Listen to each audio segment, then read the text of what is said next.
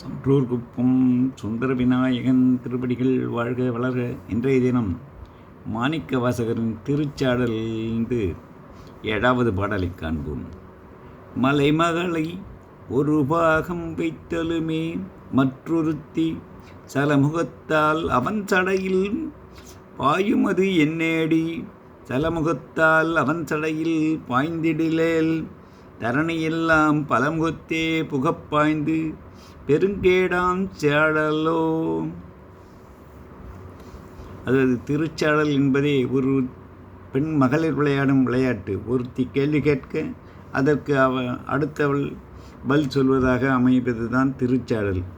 இந்த திருச்சாடலில் மாணிக்கவாசகர் இலங்கையிலிருந்து வந்த ஒரு பௌத்தர் கேள்வி கேட்க அதற்கு அந்த பௌத்தனது ஊமை பெண்ணை வைத்தே பதில் சொல்ல வைத்து அந்த ஊமையை பேச வைத்த பதிகம்தான் இந்த திருச்சாடல். அந்த திருச்சாடலில் ஒருவர் கேள்வி கேட்பதும் இன்னொருத்தி பதில் சொல்வதுமாக அமைவது. பௌத்தன் கேள்வி கேட்கிறான்.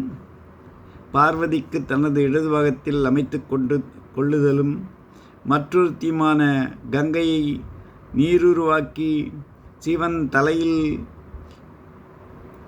பரவ விடுவதற்கும் பாய வைப்பதற்கும் காரணம் யாதென்று வினவ, நீருருவாகி